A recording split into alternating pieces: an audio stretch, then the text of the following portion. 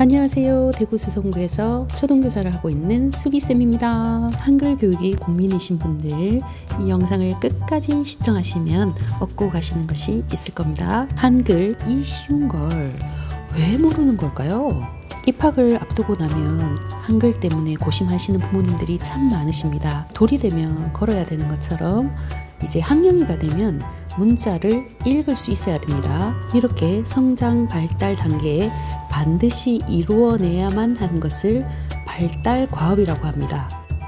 발달 단계에 따르면 7세가 되면 문자에 관심을 가지기 시작하는 나이라고 합니다. 그럼 7세가 되어서 문자를 가르치면 제일 좋겠지요. 만약 우리 아이가 동화책을 좋아한다면 통문자로 익힐 수 있도록 도와주면 됩니다. 어린이 도서관에 가서 아이가 어떤 책을 뽑아오는지 옆에서 지켜보시면 됩니다. 도서관 가실 때 대학노트 하나 가지고 가셔서 날짜 쓰고 아이가 뽑아오는 책 제목 적으시고 지은이, 출판사 이렇게 기록만 해두세요. 그러셨다가 아이가 좋아하는 책 사주시면 됩니다. 전집으로 사주시는 것 권장하지 않습니다. 저희 자녀가 도서관 갔을 때 가장 처음 골라온 책이 이 책인데요. 팝업북이에요. 굉장히 재밌더라고요. 그 다음에는 이 토마토 시리즈 있잖아요. 너무너무 좋아하고 이 책을 쓴 로렌 차일드 이 사람의 책을 다 사봤거든요. 그러니 동화책이 얼마나 재밌겠어요. 부모는 옆에서 아이가 어떤 책을 좋아하는지 관찰한 후에 사주시면 됩니다. 이 방법이 한글을 자연스럽게 되는 첫 번째 방법입니다. 동화책을 좋아함에도 불구하고 한글을 스스로 깨치지 못하는 경우에는 한글 창제 원리에 따라 자음, 모음, 결합 원리를 알려주시면 됩니다. 한글은 표원 문자라고 해서 내가 말하고 싶은 것 소리로 다 쓸 수 있죠. 한자처럼 외울 필요가 없습니다. 영어도 처음 배울 때 알파벳 A를 예를 들어보세요. 알파벳 A가 어떤 소리 나는지 알려주고 시작하는 것과 같습니다. 한글도 모음, 자음이 어떤 소리가 나는지 알려주는 것으로 시작하자는 말씀입니다. 최근에 자녀 한글 교육 성공하셔서요. 저에게 이메일을 보내주셨더라고요. 제가 알려준 방식, 한글 파닉스 방식으로 자음, 모음을 결합해서 한글을 무척 잘 읽는다고 간혹 혼란스러워하는 낱말도 있긴 한데 뗐다고 너무 감사하다고 이메일이 왔었습니다. 1단계는 모음 10개를 가르치시면 됩니다. 모음을 먼저 가르치는 이유는 모음이 자음보다 쉽기 때문입니다. 읽는 것과 쓰는 것이 똑같지요. 모음을 가르치실 때 가장 중요한 것은 입 모양입니다. 아, 야, 어여, 오요, 우유, 우이 이 쉬운 모음 10개를 가르치실 때 입 모양을 정확하게 해서 지도하시는 것이 가장 중요합니다. 쉬운 모음 10개를 구별할 수 있게 되면 2단계로 넘어가시면 됩니다. 2단계는 자음 19개를 익히는 것입니다.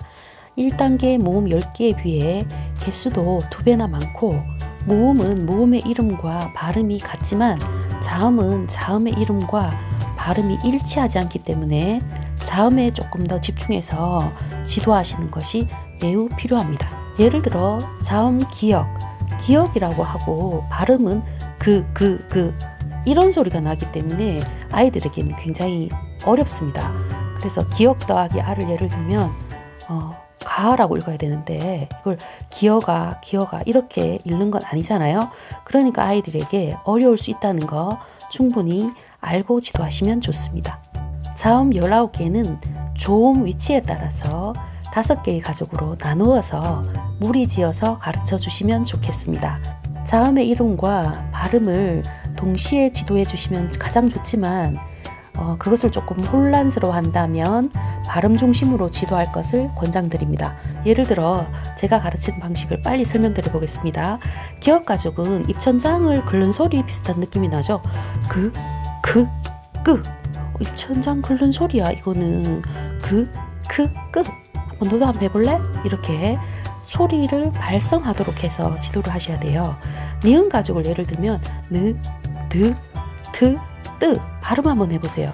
치아 안쪽 부분하고 입천장 만나는 부분이 있죠. 거기를 건드리게 되죠. 혀가 느, 드, 트, 뜨. 끝을 고기에 댔다가 뗐다 하면서 발음해봐. 이렇게 구체적으로 어떻게 조음하는지 알려주시면 되겠고요. 미음 가죽은 입술이 붙었다 떨어져요. 그래서 무, 브, 프, 뿌 해보세요 하면 되겠죠. 시옷 가죽은 바람이 새는 소리예요. 스, 즈, 츠, 쯔, 스. 어린아이들 왜 이 발음이 잘 안 돼서 혀 짧은 소리 내는 거거든요. 조음할 때 정확하게 스, 즈 이렇게 힘도 줄 수 있도록 지도해 주시고요. 마지막으로 이응 가족입니다. 이응 가족은요, 뭔가 목구멍 안에서 나는 그런 느낌적인 느낌, 흐, 르 이렇게 지도해 주시는데요. 자음 공부의 핵심은 조음하는 방법을 구체적으로 알려주셔야 돼요. 입술이면 입술, 입천장에 닿는다 그러면 닿는 소리, 이렇게 너 잇몸 사이에 혀를 갖다 대봐, 혀를 댔다가 떨어뜨려봐, 이렇게 구체적으로 지도를 해주시는 것이 자음 공부의 핵심이라는 거 잊지 마세요.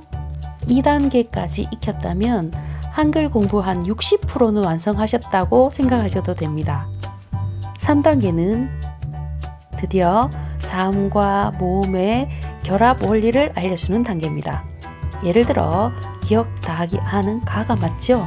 근데 아이가 기억 아 이거는 이상하잖아요. 그러니까 기억은 그 소리 났지? 빨리 해볼까? 한 번에 가 이렇게 결합하는 겁니다.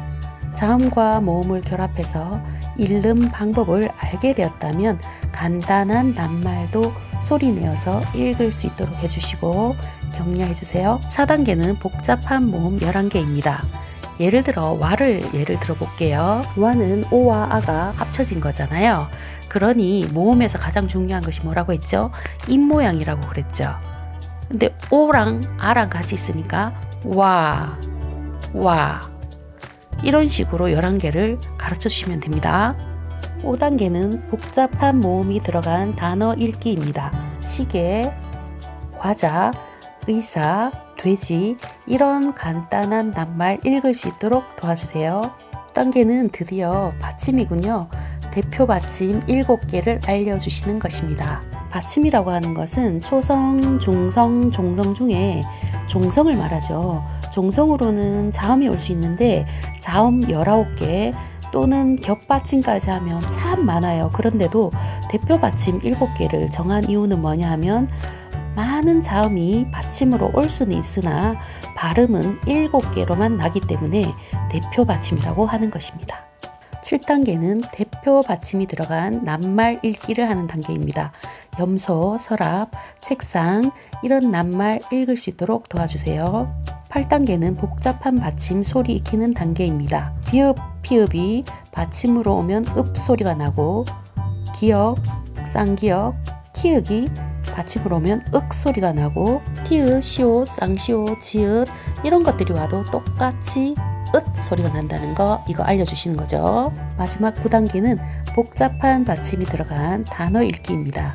볶음밥, 첫째, 별빛, 하얗다, 바깥 이런 단어 읽는 거 연습하시면 이제 한글을 줄줄 읽게 될 겁니다. 엄마표 한글 공부하셔서 자녀 한글 교육 꼭 성공하시기 바랍니다.